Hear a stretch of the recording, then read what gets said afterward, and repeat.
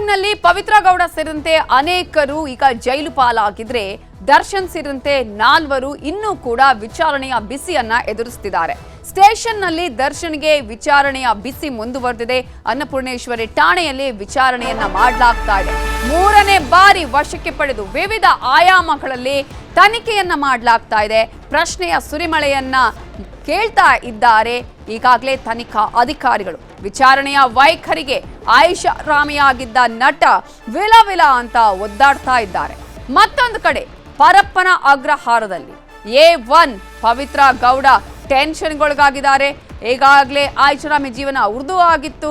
ಊಟ ತಿಂಡಿ ಜ್ಯೂಸ್ ಅಂತ ಹೇಳಿ ಐಷಾರಾಮಿ ಜೀವನ ನಡೆಸ್ತಾ ಇದ್ದಂತಹ ಪವಿತ್ರ ಗೌಡ ಇದ್ಯಾವುದು ಇಲ್ಲದೆ ಈಗ ಬೇಸರವನ್ನ ಮಾಡ್ಕೋತಿದ್ದಾರಂತೆ. ಜೈಲಿಗೆ ಬಂದು ಪವಿತ್ರಳನ್ನ ಭೇಟಿ ಆಗಿದ್ದಾರೆ ಅವರ ಪೋಷಕರು, ಸಂಬಂಧಿಕರು, ತಂದೆ, ತಾಯಿ, ತಮ್ಮ, ಚಿಕ್ಕಮ್ಮ ಎಲ್ಲ ಬಂದು ಭೇಟಿ ಮಾಡಿದ್ದಾರೆ. ಪವಿತ್ರ ಗೌಡ ಈಗಾಗಲೇ ಜೈಲಲ್ಲಿ ಸಾಕಷ್ಟು ರೀತಿಯಾದಂತಹ ಮೌನಕ್ಕೆ ಶರಣಾಗಿದ್ದಾರೆ. 6024 ವಿಚಾರಣಾಧೀನ ಖೈದಿ ನಂಬರ್ ಅನ್ನು ಕೂಡ ನೀಡಲಾಗಿದೆ. ಪವಿತ್ರ ಗೌಡಗೆ ಜೈಲಿನ ಊಟವನ್ನು ಕೊಟ್ಟಂತಹ ಸಂದರ್ಭದಲ್ಲಿ ಮನಸ್ಸಿಲ್ಲದಿದ್ರೂ ತಿನ್ನಲೇಬೇಕು, ಅನಿವಾರ್ಯ, ಆದರೆ ಕಾಟಾಚಾರಕ್ಕೆ ತಿಂದಿದ್ದಾರೆ ಅನ್ನುವಂತಹ ಮಾಹಿತಿ ಕೂಡ ಲಭ್ಯ ಆಗಿದೆ. ಯಾಕಂದ್ರೆ ಐಷಾರಾಮಿ ಜೀವನ ನಡೆಸ್ತಾ ಇದ್ದ ಪವಿತ್ರ ಗೌಡಗೆ ಈ ಎಲ್ಲ ಆಹಾರ ರುಚಿಸೋದಕ್ಕೆ ಸಾಧ್ಯನ? ರುಚಿಸಿದ್ರು ಅದನ್ನೇ ತಿನ್ನಬೇಕು. ಮಾಡಿದ ತಪ್ಪಿಗೆ ಈಗಾಗಲೇ ಹೇಳ್ತಾರಲ್ಲ, ಸಾಕಷ್ಟು ತಾವು ಏನು ಮಾಡ್ತೀವೋ ಅದಕ್ಕೆ ಅನುಭವಿಸುವಂತಹ ಸಮಯದಲ್ಲಿ ಇಂಥದ್ದೇ ಇರುತ್ತೆ ಅಂತ ಹೇಳಿ, ಅದೇ ರೀತಿಯಾದಂತಹ ಪರಿಸ್ಥಿತಿ ಈಗ ನಿರ್ಮಾಣ ಆಗಿದೆ. ಸೆಂಟ್ರಲ್ ಜೈಲಲ್ಲಿ ಪವಿತ್ರ ಪಟಾಲಾಮಿದ್ರೆ, ಇನ್ನೊಂದು ಕಡೆ ಸ್ಟೇಷನ್ನಲ್ಲಿ ದರ್ಶನ್ ಮತ್ತು ದರ್ಶನ್ ಸೇರಿದಂತೆ 3 ಈಗಾಗಲೇ ವಿಚಾರಣೆಯನ್ನ ಕೂಡ ಎದುರಿಸ್ತಾ ಇದ್ದಾರೆ. ಇನ್ನೂ ಕೂಡ ವಿಚಾರಣೆ ನಡೆಸೋದಕ್ಕೆ ಅವಕಾಶ ಇದೆ. ಕಾರಣ 2 ದಿನಗಳ ಕಾಲ ಈಗಾಗಲೇ ನ್ಯಾಯಾಧೀಶರು ವಿಚಾರಣೆಗೆ ಅಂತ ಹೇಳಿ ಪೊಲೀಸ್ ಕಸ್ಟಡಿಗೆ ನೀಡಿದ್ದಾರೆ. ಇವರನ್ನ ಇನ್ನೊಂದು ಕಡೆ ಈಗಾಗಲೇ ನ್ಯಾಯಾಂಗ ಬಂಧನಕ್ಕೆ ಒಪ್ಪಿಸಲಾಗಿದೆ. ಪರಪ್ಪನ ಅಗ್ರಹಾರ ಜೈಲಲ್ಲಿ ಇದ್ದಾರೆ ಪವಿತ್ರ ಟೀಮ್.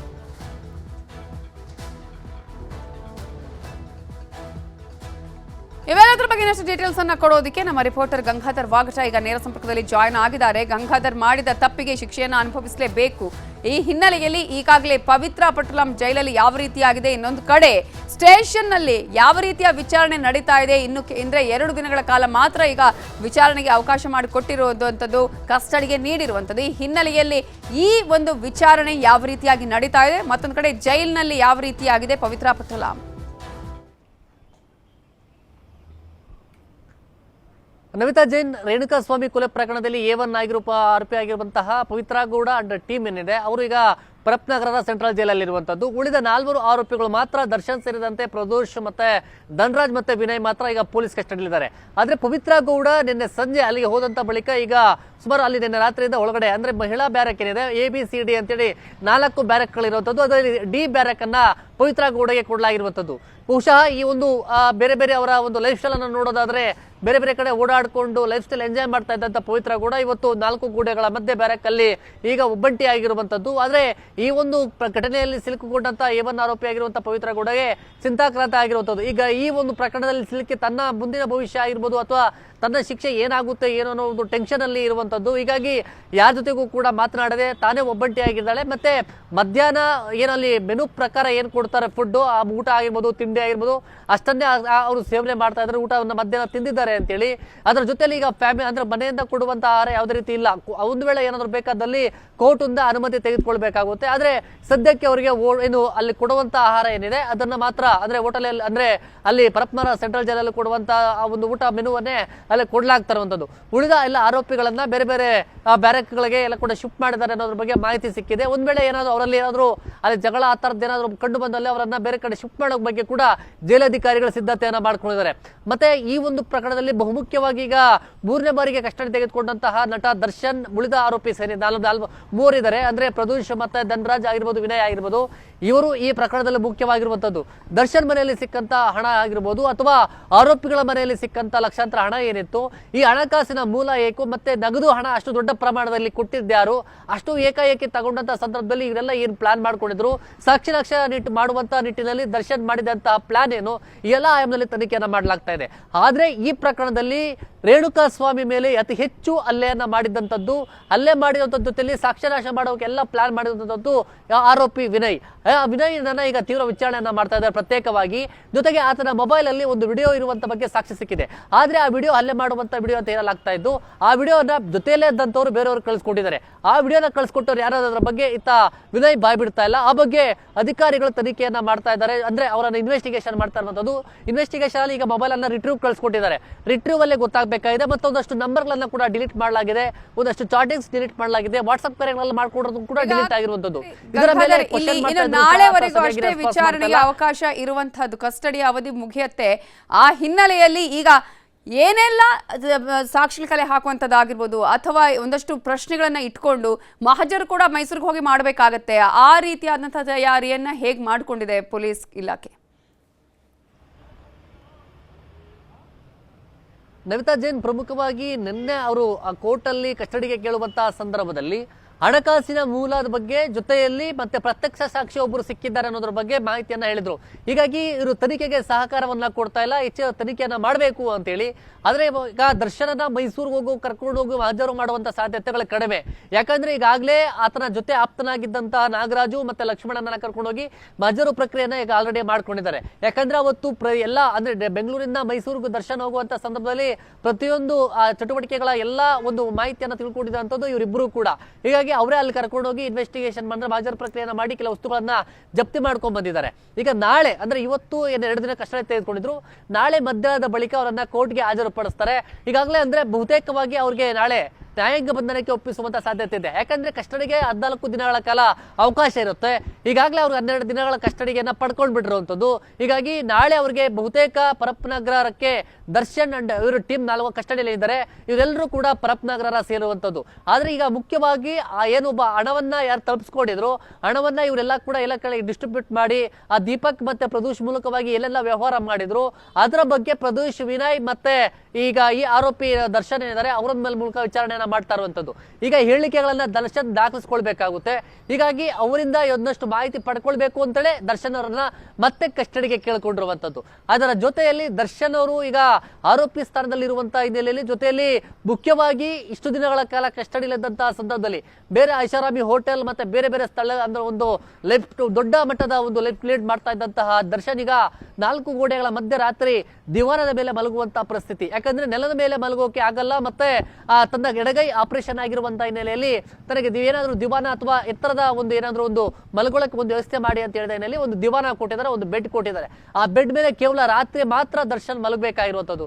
ಬೆಳಗ್ಗೆಯಿಂದ ಸಂಜೆವರೆಗೂ ಕೂಡ ಅವ್ರು ಕುರ್ಚಿ ಮೇಲೆ ಕುತ್ಕೊಳ್ಬೇಕು ಅಥವಾ ಅವರು ಕೊಠಡಿ ಇನ್ವೆಸ್ಟಿಗೇಷನ್ ಒಂದು ಕೊಠಡಿ ಏನಿರುತ್ತೆ ಆ ಕೊಠಡಿಯಲ್ಲಿ ಒಳಗೋಗಿ ಅಲ್ಲಿ ಎಂಕ್ವೈರಿಯನ್ನ ಎದುರಿಸಬೇಕಾಗುತ್ತೆ. ಆ ಬಳಿಕ ಕುರ್ಚಿಯಲ್ಲೇ ಕುತ್ಕೊಳ್ಬೇಕಾಗುತ್ತೆ. ಆ ಸಂದರ್ಭದಲ್ಲಿ ಯಾವುದೇ ರೀತಿ ದಿವಾನವನ್ನ ಕೊಡೋದಿಲ್ಲ. ರಾತ್ರಿ ವೇಳೆ ಮಾತ್ರ ಅವರಿಗೆ ಮಲ್ಕೊಳ್ಳೋಕೆ ಒಂದು ವ್ಯವಸ್ಥೆನ ಮಾಡಿದರೆ, ಉಳಿದ ಆರೋಪಿಗಳೆಲ್ಲರೂ ಕೂಡ ನೆಲದ ಮೇಲೆ ಮಲಗುವಂತ ಒಂದು ವ್ಯವಸ್ಥೆಯನ್ನ ಪೊಲೀಸರು ಮಾಡಿರುವಂತದ್ದು. ಅದೇ ರೀತಿಯಾಗಿ ತಮ್ಮದೇ ಆದ ಶೈಲಿಯಲ್ಲಿ ಆರೋಪಿಗಳನ್ನ ವಿಚಾರಣೆಯನ್ನ ಮಾಡ್ತಾ ಇದ್ದಾರೆ. ಬಹುತೇಕವಾಗಿ ನಾಳೆ ಮಧ್ಯಾಹ್ನದ ಒಳಗಾಗಿ ಎಲ್ಲ ಪೇಪರ್ ವರ್ಕ್ಸ್ ಆಗಿರ್ಬೋದು, ಮತ್ತೆ ಇವರು ಕೊಡುವಂತ ವಿಡಿಯೋ ರೆಕಾರ್ಡ್ಸ್ ಆಗಿರ್ಬೋದು, ಮತ್ತೆ ಆ ಮೊಬೈಲ್ ಅಲ್ಲಿ ಸಿಕ್ಕಂತ ಏನು ವಿಡಿಯೋ ಏನಿದೆ ಆ ವಿಡಿಯೋ ಕಳಿಸಿದವರು ಯಾರು ಅನ್ನೋದ್ರ ಬಗ್ಗೆ ಬೈಟ್ ಬಿಡಿಸುವಂತ ಪ್ರಯತ್ನ ಸೀಕ್ರೆಟ್ ಕೂಡ ಇಲ್ಲಿ ಸಾಕಷ್ಟು ರಿವೀಲ್ ಆಗ್ತಾ ಇರುವಂತದ್ದು. ಸೊ ಇದರ ಬಗ್ಗೆ ಡೀಟೇಲ್ಸ್ ಕೊಡೋದಾದ್ರೆ ಗಂಗಾಧರ್. ಖಂಡಿತವಾಗಿಯೂ ನವಿತಾ ಜೈನ್ ಅಂದ್ರೆ ಸುಮಾರು ಒಂದು 40 ಲಕ್ಷ ಹಣವನ್ನ ಬೇರೆ ಆನಂದ್ ರಾಜ್ ಅನ್ನೋರ ಮೂಲಕ ತೆಗೆದುಕೊಂಡಿದ್ರು ಅಂತ. 30 ಲಕ್ಷದ 30+ ಲ್ಯಾಕ್ಸ್ ಅನ್ನ ಬೇರೆಯವರು ಆನಂದ್ ರಾಜ್ ಅನ್ನೋರ ಮೂಲಕ ತಗೊಂಡಿದ್ರು ಅಂತ. ಉಳಿದ ಈ ಆರೋಪಿಗಳೇನಿದಾರಲ್ವಾ, ಅಂದ್ರೆ ಮೊನ್ನೆ ಅವ್ರ ಮೃತದೇಹ ಸಾಗಿಸೋಕೆ ಅವರಿಗೆಲ್ಲ 5 ಲಕ್ಷ ಹಣವನ್ನ ಕೊಟ್ಟು ಅವರು 5 ಲಕ್ಷ ಹಣವನ್ನ ತೆಗೆದುಕೊಂಡು ಒಂದು ಕಡೆ ಹೋಗಿ ಲಾಡ್ಜಲ್ಲಿ ಇವರು ಪಾರ್ಟಿಗಳನ್ನ ಮಾಡಿ ಅಲ್ಲಿಂದ ಇವರು ಎಕ್ಸಿಟ್ ಆಗಿರುವಂತದ್ದು ಎಲ್ಲ ಏನಿತ್ತು. ಈ ಒಂದು ದುಡ್ಡು ನಗದು ಅಷ್ಟು ದೊಡ್ಡ ನಗದುವನ್ನ ಎಲ್ಲಿ ಇಟ್ಕೊಂಡಿದ್ರು, ಮತ್ತೆ ಆ ನಗದು ಹಣವನ್ನ ದರ್ಶನ್ಗೆ ಕೊಟ್ಟಂತವ್ರು ಯಾರು ಅನ್ನೋದ್ರ ಬಗ್ಗೆ ಬಾಯಿ ಬಿಡಿಸುವಂತ ಪ್ರಯತ್ನವನ್ನ ಮಾಡ್ತಾ ಇದ್ದಾರೆ. ಮತ್ತೆ ಈ ಮೂಲಕವಾಗಿ ಸುಮಾರು 70 ಲಕ್ಷ ಅಮೌಂಟ್ ಇರುವಂತ ಹಿನ್ನೆಲೆಯಲ್ಲಿ IT ಅಧಿಕಾರಿಗಳು ಕೂಡ ಈಗ ಮಾಹಿತಿಯನ್ನ ಕೊಡಕ್ಕೆ ಮುಂದಾಗಿದ್ದಾರೆ. ಯಾಕಂದ್ರೆ 10 ಲಕ್ಷಕ್ಕೂ ಹೆಚ್ಚು ಹಣ ಇದ್ದಂತ ಸಮಯದಲ್ಲಿ ಅದಕ್ಕೆ ದಾಖಲೆಗಳು ಕೊಡಬೇಕಾಗುತ್ತೆ. ಮತ್ತೆ ಅಷ್ಟು ದೊಡ್ಡ ನಗದು ಹಣವನ್ನ ಇವ್ರು ಇಟ್ಕೊಳ್ಬೇಕಂದ್ರೆ ಎಲ್ಲಿಂದ ತಂದು ಬ್ಯಾಂಕಿಂದ ಡ್ರಾ ಮಾಡ್ಕೊಂಡ್ಬಂದ್ರ, ಮತ್ತೆ ಬೇರೆಯವರಿಂದ ತೆಗೆದುಕೊಂಡಿದ್ರ, ಮತ್ತೆ ಯಾಕೆ ಯಾವ ಮೂಲದಿಂದ ಇವ್ರಿಗೆ ಅಷ್ಟೊಂದು ದೊಡ್ಡ ಪ್ರಮಾಣದಲ್ಲಿ ಹಣ ಬಂತು, ಯಾಕೆ ಕಾರಣಕ್ಕೋಸ್ಕರ ಆ ನಗದು ಹಣನ ತಂದು ಮನೆಯಲ್ಲಿ ಇಟ್ಕೊಂಡಿದ್ರು, ಈ ಎಲ್ಲ ಆಯಾಮದಲ್ಲಿ ಕೂಡ ತನಿಖೆಯನ್ನ ಮಾಡಬೇಕಾಗುತ್ತೆ. ಆದ್ರೆ ಸದ್ಯ ಈಗ ಹಣವನ್ನ ಸೀಸ್ ಮಾಡಿದ್ದಾರೆ. ಸೀಸ್ ಮಾಡುವಂತ ಹಣ ಜೊತೆಯಲ್ಲಿ ಅವರ ಸಂಪರ್ಕದಲ್ಲಿ ಅವತ್ತು ಯಾರ್ಯಾರ ಜೊತೆ ಸಂಪರ್ಕವನ್ನ ಮಾಡಿ ಯಾರ್ಯಾರ ಜೊತೆ ಕಾಂಟ್ಯಾಕ್ಟ್ ಅಲ್ಲಿ ಇದ್ರು, ಮತ್ತೆ ಅವತ್ತು ಈ ಪ್ರದೋಷ್ ಜೊತೆ ಇನ್ನೊಬ್ಬ ವ್ಯಕ್ತಿ ಕೂಡ ಇದ್ದ ಅನ್ನೋ ಹೇಳಲಾಗ್ತಾ ಇದೆ. ಆ ವ್ಯಕ್ತಿ ಯಾರು ಅನ್ನೋದ್ರ ಬಗ್ಗೆ ಬಾಯಿ ಬಿಡಿಸುವಂತ ಪ್ರಯತ್ನವನ್ನ ಕೂಡ ಪೊಲೀಸರೀಗ ಮಾಡ್ತಾ ಇರುವಂತದ್ದು ನವಿತಾ ಜೈನ್. ಗಂಗಾಧರ್, ಈಗ ಇನ್ನೊಂದ್ ಕಡೆ ಪವಿತ್ರ ಗೌಡ ಆಲ್ರೆಡಿ ಜೈಲಲ್ಲಿ ಇರೋದ್ರಿಂದ ಅವರ ಪೋಷಕರು ಕೂಡ ಅವರನ್ನ ಭೇಟಿ ಆಗೋಕೆ ಬಂದಿದ್ದಾರೆ. ಏನಾದರೂ ಅಲ್ಲಿ ಅಂದ್ರೆ ಮುಂದಿನ ಕಾನೂನು ಹೋರಾಟಗಳ ಬಗ್ಗೆ ಮಾತನಾಡಿರುವಂತಹ ಚಾನ್ಸಸ್ ಇದೆಯಾ? ಬೇಲ್ ಬಗ್ಗೆ ಕೂಡ ಮಾತನಾಡಿರೋ ಚಾನ್ಸಸ್ ಇದೆಯಾ? ಅವಕಾಶ ಸಿಕ್ಕಿದೆಯಾ ಅವರ ಪೇರೆಂಟ್ಸ್ಗೆ ಪವಿತ್ರ ಗೌಡ ನೋಡೋದಕ್ಕೆ? ಆಗ ಹೇಗಿದ್ರು, ಏನಾದ್ರ ಬಗ್ಗೆ ಡೀಟೇಲ್ ಸಿಗ್ತಾ ಇದೆಯಾ?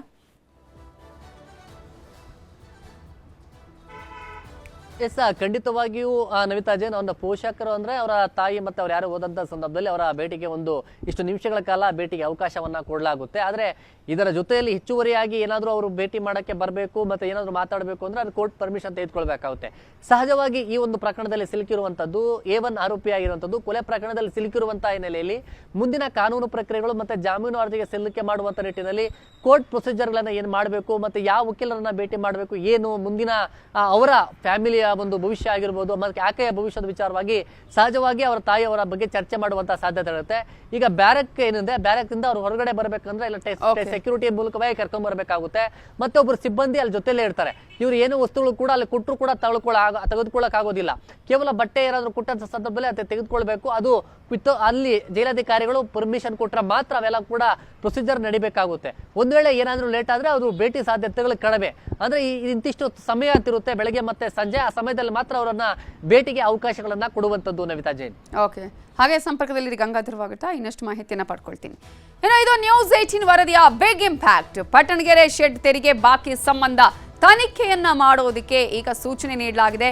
16 ವರ್ಷಗಳಿಂದ ತೆರಿಗೆಯನ್ನ ಪಾವತಿಸಿಲ್ಲ ಜಯಣ್ಣ. ಪಟ್ಟಣಗೆರೆ ಶೆಡ್ಗೆ ಸಂಬಂಧಪಟ್ಟ ಹಾಗೆ ಈಗಾಗಲೇ ನೀವು ನೋಡ್ತಾ ಇರುವಂತಹ ಮಾಹಿತಿ ಇದು. ಪಟ್ಟಣಗೆರೆ ಶೆಡ್ ಅಲ್ಲಿ ಮೊನ್ನೆಯಿಂದಲೂ ಕೂಡ ಈ ಒಂದು ಶೆಡ್ ಬಹಳ ಸುದ್ದಿಯಾಗಿದೆ. ಕಾರಣ ಇದೇ ಒಂದು ಶೆಡ್ ನಲ್ಲಿ ರೇಣುಕಾ ಸ್ವಾಮಿಗೆ ಚಿತ್ರ ಹಿಂಸೆಯನ್ನ ಕೊಟ್ಟು ಅವನನ್ನ ವಿಕೃತಿಯಿಂದ ಸಾಯಿಸಿರುವಂಥದ್ದು. ಆದ್ರೆ ಈ ಒಂದು ಪಟ್ಟಣಗೆರೆ ಶೆಡ್ ಅಲ್ಲಿ ಏನೆಲ್ಲ ಇಷ್ಟರ ದಿನ ಕೆಲಸ ಕಾರ್ಯಗಳು ಆಗ್ತಾ ಇತ್ತು, ನಾನು ಲೀಸ್ಗೆ ಕೊಟ್ಟಿದ್ದೀನಿ ಕಿಶೋರನ್ ಅವ್ರಿಗೆ ಅಂತ ಹೇಳ್ತಾ ಇದ್ರು. ಇಲ್ಲಿವರೆಗೂ 16 ವರ್ಷಗಳಿಂದ ಜಯಣ್ಣ ಈ ಒಂದು ಬಿಲ್ಡಿಂಗಿಗೆ ತೆರಿಗೆ ಪಾವತಿ ಮಾಡಿಲ್ಲ. 2008ರಿಂದಲೂ ತೆರಿಗೆಯನ್ನ ಪಾವತಿಸಿಲ್ಲ ಜಯಣ್ಣ. ನ್ಯೂಸ್ 18 ವರದಿ ಬಳಿಕ ಜಯಣ್ಣಗೆ ನೋಟಿಸ್ ಅನ್ನ ಕೊಟ್ಟಿದ್ದಾರೆ ಅಧಿಕಾರಿಗಳು. ಈಗ ಅಧಿಕಾರಿಗಳ ವಿರುದ್ಧ ತನಿಖೆಗೂ ಕೂಡ ಸೂಚನೆಯನ್ನ ನೀಡಲಾಗಿದೆ. ನೋಟಿಸ್ ಅನ್ನ ಕೊಡದೆ ಅಧಿಕಾರಿಗಳು ಅಡ್ಜಸ್ಟ್ಮೆಂಟ್ ಮಾಡ್ಕೊಂಡಿದ್ರ ಅನ್ನುವಂತಹ ಪ್ರಶ್ನೆ. ಕಾರಣ ಈಗ ನೋಟಿಸ್ ಅನ್ನ ಕೊಟ್ಟಿದ್ದಾರೆ, ತೆರಿಗೆ ಪಾವತಿ ಮಾಡಿಲ್ಲ. 2008ರಿಂದ 24ರವರೆಗೂ ಏನ್ ಮಾಡ್ತಾ ಇದ್ರು ಅಧಿಕಾರಿಗಳು? ಯಾಕೆ ನೋಟಿಸ್ ಅನ್ನ ಕೊಟ್ಟಿಲ್ಲ, ಪಾವತಿಯನ್ನ ಮಾಡಿಸ್ಕೊಂಡಿಲ್ಲ?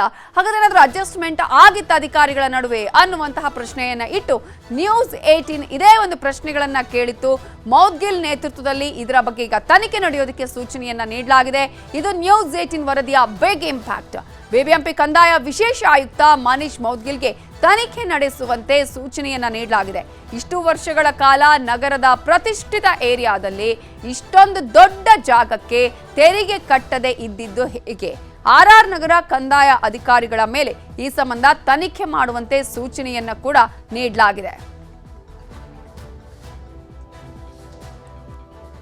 ಅದ್ರ ಬಗ್ಗೆ ತನಿಖೆ ಮಾಡ್ತಾ ಇದ್ದಾರೆ. ಸಂಬಂಧಪಟ್ಟ ವಿಶೇಷ ಆಯುಕ್ತರು ಯಾಕೆ ಕಟ್ಟಲಿಲ್ಲ, ಅವ್ರಿಗೆ ನೋಟಿಸ್ ಕೊಟ್ಟಿದ್ದಾರಾ, ನೋಟಿಸ್ ಕೊಟ್ಟಿರಲಿಲ್ವಾ, ಅಥವಾ ಯಾರಾದರೂ ಅವ್ರ ಜೊತೆಗೆ ಸೇರ್ಕೊಂಡಿದ್ದಾರಾ ಲೋಕಲ್ ಅಫಿಷಿಯಲ್ಸ್ ಅಂತ ಹೇಳಿ ಅದನ್ನು ಕೂಡ ತನಿಖೆ ಮಾಡ್ತಿದ್ದಾರೆ. ಅಲ್ಲ, ಸ್ಪೆಷಲ್ ಕಮಿಷನರ್ ತೆರಿಗೆಗೇನೆ ನಮ್ಮಲ್ಲಿ ಈಗ ಆದಾಯಕ್ಕೆ ಕಂದಾಯ, ಅದ್ರ ಹೆಸರು ರೆವಿನ್ಯೂ ಅಂತ ಹೇಳ್ತಾರೆ, ಕಂದಾಯ ವಿಶೇಷ ಆಯುಕ್ತರು ಅದನ್ನು ನೋಡ್ತಿದ್ದಾರೆ.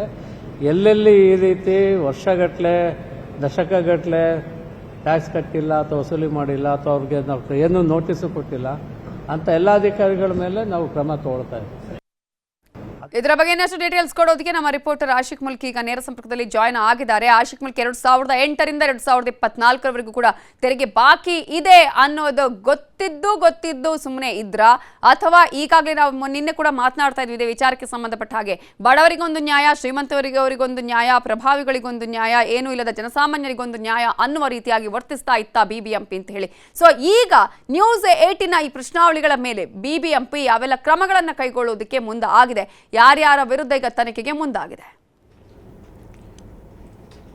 ನವಿತಾ, ಬೆಂಗಳೂರಿನಲ್ಲಿ ಬಿಬಿಎಂಪಿಗೆ ಅತಿ ಹೆಚ್ಚು ತೆರಿಗೆ ಸಂಗ್ರಹ ಆಗುವಂಥ 4 ವಲಯಗಳ ಪೈಕಿ RR ನಗರ ಕೂಡ ಒಂದು. ಪ್ರತಿ ವರ್ಷ ಬರೋಬ್ಬರಿ 400 ರಿಂದ 500 ಕೋಟಿ ರೂಪಾಯಿ ಈ RR ನಗರ ವಲಯದಿಂದನೇ BBMPಗೆ ತನ್ನ ಖಜಾನೆಗೆ ತೆರಿಗೆ ಸಂಗ್ರಹ ಆಗುತ್ತೆ. ಅಂಥ ಒಂದು ಪ್ರತಿಷ್ಠಿತ ವಲಯದಲ್ಲಿರುವಂತಹ ಬರೋಬ್ಬರಿ 5 ಎಕರೆ ಜಮೀನಿಗೆ ಕಳೆದ 16 ವರ್ಷಗಳಿಂದ ತೆರಿಗೆ ಪಾವತಿಯಾಗಿಲ್ಲ ಅಂತಂದರೆ ಇದು ಮೇಲ್ನೋಟಕ್ಕೆ ಇದು ಏನು ಮಾಲೀಕ ಒಂದು ಪಟ್ಟಣಗೆರೆ ಶೆಡ್ನ ಮಾಲೀಕ ಜಯಣ್ಣ ಅಥವಾ ಅವರು ಮಾಡಿರುವಂಥ ಒಂದು ಮೋಸ ಅಥವಾ ದೋಖ ಗೋಲ್ಮಾಲ್ ಅಂತ ನಾವು ಸುಮ್ಮನಿರೋದಕ್ಕೆ ಸಾಧ್ಯ ಇಲ್ಲ. ಇದರಲ್ಲಿ BBMP ಅಧಿಕಾರಿಗಳು ಕೂಡ ಶಾಮೀಲಾಗಿದ್ದಾರೆ ಅನ್ನುವಂಥದ್ರ ಬಗ್ಗೆ ನ್ಯೂಸ್ 18 ನಿನ್ನೆ ಸವಿಸ್ತಾರವಾಗಿರುವಂಥ ಒಂದು ವರದಿಯನ್ನು ಪ್ರಸಾರ ಮಾಡಿತ್ತು.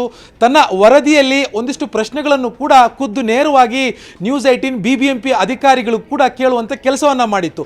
ಇವತ್ತು ಅದೇ ಪ್ರಶ್ನೆಗಳನ್ನು BBMP ಆಡಳಿತಗಾರರಾಗಿರುವಂಥ ಉಮಾಶಂಕರ್ ಅವರು ತನ್ನ ಕಂದಾಯ ಅಧಿಕಾರಿಗಳಿಗೆ ಕೇಳಿ ಒಂದು ವರದಿಯನ್ನು, ಒಂದು ಆಂತರಿಕ ತನಿಖೆಗೆ ಸೂಚನೆಯನ್ನು ಮಾಡಿರುವಂಥದ್ದು. ಮುಖ್ಯವಾಗಿ ಕಳೆದ 16 ವರ್ಷ 2008 ರಿಂದ 2024 ತನಕ ಈ ತನಕ ಯಾಕೆ ಈ ಒಂದು ಸರ್ವೆ ನಂಬರ್ 22/3 22/5 ಈ ಸರ್ವೆ ನಂಬರ್ನ ಸ್ವತ್ತಿಗೆ ಯಾಕೆ 16 ವರ್ಷಗಳ ಕಾಲ ನೀವು ಆ ತೆರಿಗೆಯನ್ನು ಕಟ್ಟಿಸ್ಕೊಂಡಿಲ್ಲ, ನಿಮ್ಮ ಗಮನಕ್ಕೆ ಯಾಕೆ ಬಂದಿಲ್ಲ? ಈ ಒಂದು RR ನಗರದ ಹೆಮ್ಮಿಗೆಪುರ ವಾರ್ಡ್ನ ಸಹಾಯಕ ಕಂದಾಯ ಅಧಿಕಾರಿ ಇರ್ಬೋದು, ಕಂದಾಯ ಅಧಿಕಾರಿ ಇರ್ಬೋದು, ಒಟ್ಟಾರೆ ಈ ಒಂದು ಕಂದಾಯ ಅಧಿಕಾರಿಗಳ ಗಮನಕ್ಕೆ ಈ ಜಮೀನಿನ ಈ ಸ್ವತ್ತಿನ ಮಾಹಿತಿ ಯಾಕೆ ನಿಮ್ಮ ಗಮನಕ್ಕೆ ಬಂದಿಲ್ಲ ಅನ್ನುವಂಥದ್ದನ್ನು ಒಂದು ವರದಿ ಕೊಡುವಂತೆ ಕಂದಾಯ ವಿಭಾಗದ ವಿಶೇಷ ಆಯುಕ್ತರಾಗಿರುವಂಥ ಮನೀಶ್ ಮೋದಿಲ್ ಅವರಿಗೆ ಸೂಚನೆ ಕೊಟ್ಟಿರುವಂಥದ್ದು. ಅದು ಯಾವಾಗ ಚಿತ್ರದುರ್ಗದ ರೇಣುಕಾಸ್ವಾಮಿಯನ್ನ ನಟ ದರ್ಶನ್ ಹಾಗೂ ಆತನ ಸಹಚರ ಆ ಒಂದು ಶೆಡ್ಗೆ ಕರ್ಕೊಂಡು ಹೋಗಿ ಒಂದು ಹತ್ಯೆಯನ್ನ ಮಾಡ್ತಾರೋ ಅಲ್ಲಿಂದ ಈ ಶೆಡ್ನ ಮೇಲೆ ಇರುವಂಥ ಒಂದಿಷ್ಟು ಕಥೆಗಳು, ಒಂದಿಷ್ಟು ಊಹಾಪೋಹಗಳು ಹೊರಗಡೆ ಬರುವಂಥದ್ದು.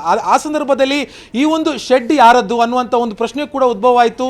ಇದರ ಮಾಲೀಕರು ಯಾರು, ಇದರ ದಾಖಲಾತಿಗಳೇನು, ಕಳೆದ ಏನು BBMP ವ್ಯಾಪ್ತಿಗೆ ಬರುತ್ತಾ ಅಥವಾ ಇದಕ್ಕೆ BBMPಯಿಂದ ಹೊರಗಡೆ ಬರುತ್ತಾ ಅನ್ನುವಂಥ ಒಂದಿಷ್ಟು ಪ್ರಶ್ನೆಗಳೆಲ್ಲವೂ ಬಂತು. ಸಾಕಷ್ಟು ದಾಖಲಾತಿಗಳು ಹೊರಗಡೆ ಬಂತು. ಈ ಸಂದರ್ಭದಲ್ಲಿ ನ್ಯೂಸ್ 18 ಇದರ ದಾಖಲೆಗಳನ್ನು ಹುಡುಕಾಡಿ ಒಂದು ಸುದ್ದಿಯನ್ನು, ಗ್ರೌಂಡ್ ರಿಪೋರ್ಟ್ ಅನ್ನು ಮಾಡುತ್ತೆ.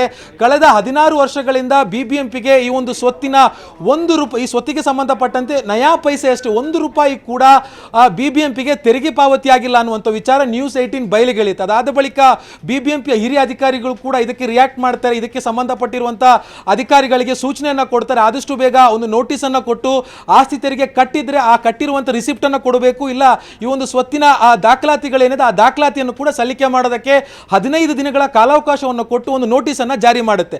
ಆ ನೋಟಿಸ್ ಜಾರಿ ಆದ ಬಳಿಕ ಇದೀಗ BBMP ಅಧಿಕಾರಿಗಳು ಕೂಡ ಈ ಒಂದು ಪ್ರಕರಣದಲ್ಲಿ ಶಾಮೀಲಾಗಿದ್ದಾರೆ. ಇವರು ಕೂಡ ಆ ಮಾಲೀಕರ ಜೊತೆ ಕೈಯನ್ನ ಜೋಡಿಸಿದ್ದಾರೆ, ಆಸ್ತಿ ತೆರಿಗೆಯನ್ನ ಕಟ್ಟದೇ ಇರೋದಕ್ಕೆ ಅನ್ನುವಂಥ ಒಂದು ವಿಚಾರ ಹೊರಬಂದಂತ ಸಂದರ್ಭದಲ್ಲಿ BBMPಯ ಆಡಳಿತಗಾರರಾಗಿರುವಂಥ ಉಮಾಶಂಕರ್ ಅವರು ಈ ರೀತಿಯಾಗಿರುವಂಥ ಒಂದು ಮೌಖಿಕ ಆದೇಶವನ್ನ ಕಂದಾಯ ಅಧಿಕಾರಿಗೆ ಕೊಟ್ಟಿರುವಂಥದ್ದು. ನವಿತಾ, ಈ ಒಂದು ಆದೇಶದಲ್ಲಿ ಈಗ ಏನೆಲ್ಲ ಸೂಚನೆಯನ್ನ ನೀಡಲಾಗಿದೆ ಅನ್ನುವಂಥದ್ದು ಪ್ರಮುಖವಾಗಿ ಈಗ ಅಷ್ಟರ ಒಳಗಡೆ ವರದಿಯನ್ನ ಕೊಡಬೇಕು ಅನ್ನುವಂಥ ಸೂಚನೆ ಏನಾದರೂ ಇದೆಯಾ? ಕ್ರಮದ ಬಗ್ಗೆ ಏನಾದರೂ ಇದೆಯಾ? ಹೇಗೆ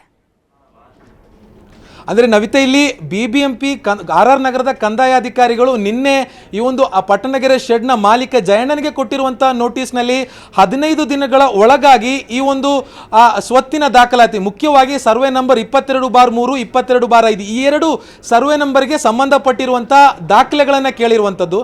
ನೀವು ಕಳೆದ 2008 ರಿಂದ 2024 16 ವರ್ಷಗಳ ಕಾಲ ಆಸ್ತಿ ತೆರಿಗೆ ಕಟ್ಟಿದ್ರೆ ಅದರ ರಿಸಿಪ್ಟನ್ನು ಸಲ್ಲಿಕೆ ಮಾಡೋದಕ್ಕೆ ಸೂಚನೆಯನ್ನು ಕೊಟ್ಟಿರುವಂಥದ್ದು. ಇವತ್ತು BBMP ಅಡ್ಮಿನಿಸ್ಟ್ರೇಟರ್ ಆಗಿರುವಂಥ ಉಮಾಶಂಕರ್ ಅವರು BBMP ವಿಶೇಷ ಆಯುಕ್ತರಾಗಿರುವಂಥ ಮನೀಶ್ ಮೋದ್ಗಿಲ್ ಅವರಿಗೆ ಕೊಟ್ಟಿರುವಂಥ ಮೌಖಿಕ ಆದೇಶದ ಪ್ರಕಾರ 2008 ರಿಂದ ಈವರೆಗೆ ಯಾಕೆ ಈ ಒಂದು ತೆರಿಗೆಯನ್ನ ಕಟ್ಟಿಸಿಕೊಳ್ಳೋದಕ್ಕೆ ಸಾಧ್ಯ ಆಗಿಲ್ಲ, ಯಾಕೆ ನಮ್ಮ ಕಂದಾಯ ಅಧಿಕಾರಿಗಳ ಗಮನಕ್ಕೆ ಈ ಒಂದು ಸ್ವತ್ತಿನ ಮಾಹಿತಿಗಳು ಬಂದಿಲ್ಲ ಅನ್ನುವಂಥ ರೀತಿಯಲ್ಲಿರುವಂಥ ಪ್ರಶ್ನೆಯನ್ನ ಕೇಳಿರುವಂಥದ್ದು. Navita, okay, thank you Ashik Mulki ಡೀಟೇಲ್ಸ್ಗೆ. ದರ್ಶನ್ಗೆ ಕಂಟಕ ಆಗುತ್ತಾ ಆ ಒಂದು ಸಾಕ್ಷ್ಯ? A10 ವಿನಯ್ ಮೊಬೈಲ್ನಲ್ಲಿ ಪತ್ತೆಯಾಗಿದೆ ಸಾಕ್ಷ್ಯ. ಡಿ ಗ್ಯಾಂಗ್ನ ಪೈಶಾಚಿಕ ಕೃತ್ಯದ ವಿಡಿಯೋನ.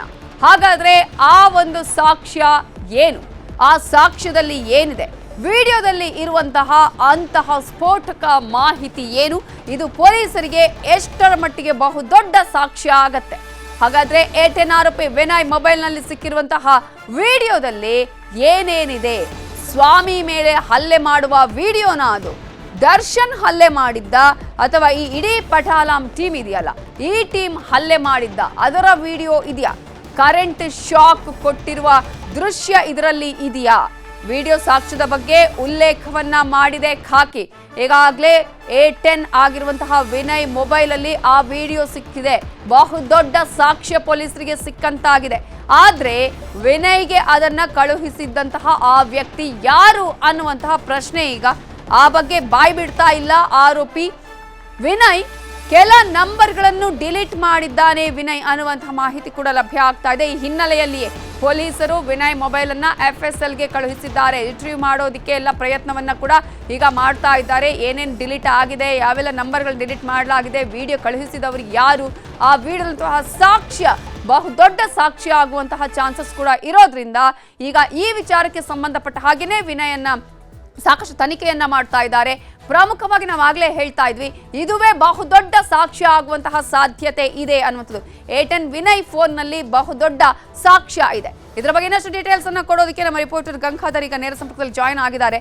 ಗಂಗಾಧರ್, ವಿನಯ್ನ ಮೊಬೈಲ್ ಅಲ್ಲಿ ಸಿಕ್ಕಿರುವಂತಹ ಆ ಬಹುದೊಡ್ಡ ಸಾಕ್ಷ್ಯ ಏನು, ಆ ವಿಡಿಯೋದಲ್ಲಿ ಏನಿದೆ, ಆ ಒಂದು ವಿಡಿಯೋನೇ ಈ ಒಂದು ತನಿಖೆಗೆ ಇನ್ನಷ್ಟು ಪೂರಕ ಆಗತ್ತಾ, ಕಳುಹಿಸಿದವರು ಯಾರು, ಇದರ ಬಗ್ಗೆ ಯಾವ ರೀತಿಯ ತನಿಖೆ ನಡೀತಾ ಇದೆ, ಇದೇ ಕಾರಣಕ್ಕಾಗಿಯೇ ಪೊಲೀಸರು ಮತ್ತೆ ವಿನಯ್ನ ಕಸ್ಟಡಿಗೆ ತೆಗೆದುಕೊಂಡಿರೋದಾ ಹೇಗೆ? ಖಂಡಿತವಾಗಿಯೂ ನವಿತಾ ಜೈನ್, ಅಂದ್ರೆ ವಿನಯ್ ಆರೋಪಿ 10 ಇದ್ದಾನೆ. ಈತ ಈ ರೇಣುಕಾ ಸ್ವಾಮಿ ಮೇಲೆ ಗಂಭೀರವಾಗಿ ಹಲ್ಲೆಗಳನ್ನ ಮಾಡಿರುವಂತದ್ದು ಪ್ರಮುಖ ಆರೋಪಿ ಆಗಿರುವಂತದ್ದು. ಜೊತೆಗೆ ಮನ ಬಂದಂತೆ ಹಲ್ಲೆ ಮಾಡಿರುವಂತಹ ವಿಕೃತಿ ಕೂಡ ಮೆರೆದಿರುವಂತದ್ದು. ಅದರ ಜೊತೆಯಲ್ಲಿ ಆತನ ಮೊಬೈಲ್ ಅಲ್ಲಿ ಒಂದು ವಿಡಿಯೋ ಸಿಕ್ಕಿರುವಂತದ್ದು, ಅದು ಹಲ್ಲೆಯನ್ನ ಮಾಡ್ತಾ ಇರುವಂತಹ ವಿಡಿಯೋ ಅಂತ ಕೂಡ ಹೇಳಲಾಗ್ತಾ ಇದೆ.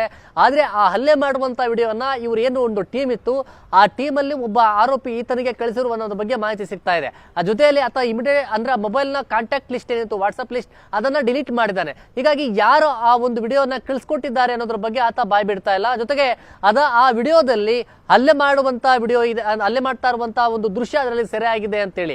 ಆದ್ರೆ ಯಾರು ಹಲ್ಲೆ ಮಾಡ್ತಾರೆ ಅನ್ನೋದ್ರ ಬಗ್ಗೆ ಇನ್ನೂ ಕೂಡ ಸ್ಪಷ್ಟವಾಗಿಲ್ಲ. ಆದ್ರೆ ಇದು ಈ ಒಂದು ಪ್ರಕರಣದಲ್ಲಿ ರೇಣುಕಾ ಸ್ವಾಮಿಯ ಮೇಲೆ ಗಂಭೀರವಾಗಿ ಹಲ್ಲೆಯನ್ನ ಮಾಡ್ತಾ ಇರುವಂತದ್ದು ಒಂದು ವಿಡಿಯೋ ಏನಿದೆ, ಇದು ಟೆಕ್ನಿಕಲ್ ಎವಿಡೆನ್ಸ್ಗೆ ಬಹುಮುಖ್ಯವಾಗಿ ಆಗುತ್ತೆ. ಯಾಕಂದ್ರೆ ನಾವು ಹಿಂದೆ ನೋಡಬಹುದು, ಹಿಂದೆ ವಿದ್ವತ್ ಮೇಲೆ ಹಲ್ಲೆ ಮಾಡುವಂತಹ ನಲ್ಪಾಡ್ ಪ್ರಕರಣದಲ್ಲಿ ಕೂಡ ಆ ಒಂದು ವಿಡಿಯೋ ಎಷ್ಟು ಮುಖ್ಯ ಆಗುತ್ತೆ ಅಂತೇಳಿ ಹೈಕೋರ್ಟ್ ಅಲ್ಲೂ ಕೂಡ ಜಾಮೀನು ಸಿಕ್ಕೋದಿಲ್ಲ ನಲ್ಪಾಡ್ಗೆ. ಅಷ್ಟು ಕ್ರೂರವಾಗಿ ಏನು ನಲ್ಪಾಡ್ ವಿದ್ವತ್ ಮೇಲೆ ಹಲ್ಲೆ ಮಾಡುವಂತಹ ಒಂದು ವಿಡಿಯೋ ಇತ್ತು. ಅದೇ ರೀತಿಯಾಗಿ ಕಾನೂನು ಅಂದ್ರೆ ನ್ಯಾಯಾಲಯದಲ್ಲಿ ಈ ರೀತಿಯ ಟೆಕ್ನಿಕಲ್ ಎವಿಡೆನ್ಸ್ ಪ್ರತ್ಯಕ್ಷವಾಗಿ ವಿಡಿಯೋ ಹಲ್ಲೆ ಮಾಡುವಂತಹ ಫುಟೇಜ್ ಸಿಕ್ಕಂತಹ ಸಂದರ್ಭದಲ್ಲಿ ಆರೋಪಿಗಳಿಗೆ ಅದಷ್ಟು ಮುಳುವಾಗುತ್ತೆ. ಹೀಗಾಗಿ ಇದನ್ನೇ ಹೈ ವಿಟ್ನೆಸ್ ಆಗಿ ಟೆಕ್ನಿಕಲ್ ಎವಿಡೆನ್ಸ್ ಅನ್ನ ತೆಗೆದುಕೊಂಡಿರುವಂತದ್ದು. ಜೊತೆಗೆ ಇದರ ಜೊತೆಯಲ್ಲಿ ಕಿಡ್ನಾಪ್ ಮಾಡಿಕೊಂಡು ಇಲ್ಲಿ ಬೆಂಗಳೂರಿಗೆ ಬರುವಂತಹ ಹಂತ ಏನಿದೆ, ಎಲ್ಲಾ ಟೋಲ್ಗಳಲ್ಲಿ ಕೂಡ CC ಕ್ಯಾಮೆರಾಗಳನ್ನ ಸೆರೆ ಎಲ್ಲ ಕೂಡ ಫುಟೇಜ್ಗಳನ್ನ ಪಡ್ಕೊಂಡಿದ್ದಾರೆ. ಮತ್ತೆ ಪಟ್ಟಣಗೆರೆ ಶೆಡ್ ಅಲ್ಲಿ ಕೂಡ ತೆಗೆದುಕೊಂಡಿರುವಂತದ್ದು, ಮತ್ತೆ ದರ್ಶನ್ ಮನೆ ಆಗಿರ್ಬೋದು, ಈ ಆರೋಪಿಗಳ ಮನೆಯಲ್ಲಿ ಆಗಿರ್ಬೋದು, ಎಲ್ಲ ಒಂದು ಟೆಕ್ನಿಕಲ್ ಎವಿಡೆನ್ಸ್ ಗಳನ್ನ ಕಲೆಕ್ಟ್ ಮಾಡಿದ್ದಾರೆ. ಮತ್ತೆ ಸ್ಟೋನಿ ಬ್ರೂಕ್ ಒಂದು ಪಬ್ ಏನಿದೆ, ಆ ಪಬ್ ಅಲ್ಲಿ ಕೂಡ CC ಕ್ಯಾಮೆರಾಗಳನ್ನ ಕಲೆಕ್ಟ್ ಮಾಡಿರುವಂತದ್ದು. ಟೆಕ್ನಿಕಲ್ ಎವಿಡೆನ್ಸ್ ಕಲೆಕ್ಟ್ ಮಾಡಿ ಆರೋಪಿಗಳಿಗೆ ಇನ್ನಷ್ಟು ಕಾನೂನಿನ ಕುಣಿಕೆ ಬಿಗಿ ಮಾಡುವಂತ ನಿಟ್ಟಿನಲ್ಲಿ ಪೊಲೀಸರು ಎಲ್ಲ ಕೂಡ ಬೇಕಾದಂತಹ ಸಾಕ್ಷ್ಯಾಧಾರಗಳನ್ನ ಕಲೆ ಹಾಕ್ತಾ ಇದ್ದಾರೆ. ಅದರ ಜೊತೆಯಲ್ಲಿ ಈ ಆರೋಪಿ ವಿನಯ್ ಏನಿದ್ದಾರೆ, ಒಂದು ಈ ಹಲ್ಲೆ ಮಾಡುವುದರ ಜೊತೆಯಲ್ಲಿ ಮತ್ತೆ ಈ ಹಣಕಾಸಿನ ವಿಚಾರದಲ್ಲೂ ಕೂಡ ಈತ ಶಾಮೀಲಾಗಿದ್ದಾನೆ ಅನ್ನೋದ್ರ ಬಗ್ಗೆ ಮಾಹಿತಿ ಸಿಗ್ತಾ ಇರುವಂತದ್ದು. ಜೊತೆಗೆ ಯಾರ್ಯಾರಿಗೆ ಹಣ ಏನು ತಲುಪಿಸಿದೆ ಅನ್ನೋದಕ್ಕೆ ಪ್ರದೋಷ್ ಮತ್ತೆ ಇವ್ರ ಜೊತೆ ಸೇರ್ಕೊಂಡು ಎಲ್ಲ ಪ್ಲಾನ್ ಅನ್ನ ಮಾಡ್ಕೊಂಡಿದ್ದಾನೆ. ಮತ್ತೆ ಆರೋಪಿಯ ಪ್ರಮುಖವಾಗಿ ಪ್ರದೋಷ್ ಮತ್ತೆ ವಿನಯ್ ಇಬ್ಬರು ಏನಿದ್ದಾರೆ, ಇವರೆಲ್ಲ ಫೈನಾನ್ಷಿಯಲ್ ಆಗಿ ಎಲ್ಲ ಪ್ಲಾನ್ ಅನ್ನ ಮಾಡ್ಕೊಂಡಿದ್ರು ಅನ್ನೋ ಬಗ್ಗೆ ಹೆಚ್ಚಾಗಿ ಪ್ರದೋಷ್ ಮತ್ತೆ ವಿನಯನ ಎನ್ಕ್ವೈರಿ ಮಾಡ್ತಾ ಇದ್ದಾರೆ. ಆದ್ರೆ ಇದುವರೆಗೂ ಕೂಡ ತಮ್ಮ ಮೊಬೈಲ್ ಬಗ್ಗೆ ಅಂದ್ರೆ ಆ ವಿಡಿಯೋ ಒಂದು ಸಾಕ್ಷ್ಯದ ಬಗ್ಗೆ ಸರಿಯಾಗಿ ನುಡಿತಾ ಇಲ್ಲ. ಅದನ್ನ ಈಗ ಪಂಚನಾಮೆ ಅಂದ್ರೆ ಆ ವಿಡಿಯೋದಲ್ಲಿ ಇನ್ನಷ್ಟು ಮಾಹಿತಿಯನ್ನ ಪಡ್ಕೊಂಡು ಈಗ ಯಾರು ಆರೋಪಿಗಳಿದ್ದಾರೆ ಆ ವಿಡಿಯೋ ಫುಟೇಜ್ಗೆ ಸಂಬಂಧಪಟ್ಟಂತೆ ಇನ್ನಷ್ಟು ಹೇಳಿಕೆಯನ್ನ ದಾಖಲು ಮಾಡಿಸ್ಕೊಂಡು ಅದನ್ನ ಹೇಳಿಕೆ ದಾಖಲು ಮಾಡುವಂತ ವಿಡಿಯೋ ರೆಕಾರ್ಡ್ ಅನ್ನ ಕೂಡ ಮಾಡ್ಕೊಳ್ತಾರೆ. ಅದರ ಜೊತೆಯಲ್ಲಿ ಈ ಧನರಾಜ್ ಕೂಡ ಇರುವಂತದ್ದು. ಧನರಾಜ್ ಬಂದು ಈ ಒಂದು ರೇಣುಕಾ ಸ್ವಾಮಿಗೆ ಕರೆಂಟ್ ಶಾಕ್ ಕೊಡುವುದರಲ್ಲಿ ಪ್ರಮುಖ ಪಾತ್ರವನ್ನು ವಹಿಸಿರುವಂತದ್ದು. ಆದರೆ ವಿಕೃತಿಯಿಂದ ಮೆರೆದು ಆತನಿಗೆ ಕರೆಂಟ್ ಶಾಕ್ ಅನ್ನ ಕೊಟ್ಟು ವಿಚಿತ್ರವಾಗಿ ವರ್ತನೆಯನ್ನ ಮಾಡಿದ್ದ. ಅದರ ಜೊತೆಯಲ್ಲಿ ಈ ವಿನಯ್ ಕೂಡ ಏನೋ ಧನರಾಜ್ಗೆ ಸೂಚನೆಯನ್ನ ಕೊಟ್ಟಿದ್ದ ಅಂತ ಹೇಳಲಾಗ್ತಾ ಇದೆ. ಹೀಗಾಗಿ ಇಬ್ಬರನ್ನು ಕೂಡ ತೀವ್ರ ವಿಚಾರಣೆ ಮಾಡಲಾಗ್ತಾ ಇದೆ. ಆದ್ರೆ ಆ ಕರೆಂಟ್ ಶಾಕ್ ಕೊಡುವಂತ ಯಂತ್ರವನ್ನ ಖರೀದಿ ಮಾಡಿದ್ದು ಎಲ್ಲಿ ಅನ್ನೋದ್ರ ಬಗ್ಗೆ ಧನರಾಜ್ ಬಾಯ್ ಬಿಡ್ತಾ ಇಲ್ಲ. ಹೀಗಾಗಿ ಒಬ್ಬೊಬ್ಬರು ಅಸ್ಪಷ್ಟವಾಗಿ ಹೇಳ್ತಾ ಇರುವಂತಹ ಹಿನ್ನೆಲೆಯಲ್ಲೇ ಇವತ್ತು 2 ದಿನಗಳ ಕಾಲ ದರ್ಶನ್ ಸೇರಿದಂತೆ ಎಲ್ಲ ಈ ಉಳಿದ ಆರೋಪಿಗಳಿದ್ದಾರೆ ಅವರನ್ನ ಕಸ್ಟಡಿಗೆ ಪಡ್ಕೊಂಡಿರುವಂತದ್ದು. ನಾಳೆ ಮಧ್ಯಾಹ್ನದ ಒಳಗೆ ಅವರನ್ನ ಅಂದ್ರೆ ಮಧ್ಯಾಹ್ನದ ಬಳಿಕ ಅವರನ್ನ ಕೋರ್ಟ್ಗೆ ಹಾಜರುಪಡಿಸ್ತಾರೆ. ನಾಳೆ ಸಂಜೆ ಅವರು ಪರಪ್ನಗರದ ಜೈಲನ್ನ ಸೇರುವಂತದ್ದು ದರ್ಶನ್ ಟೀಮ್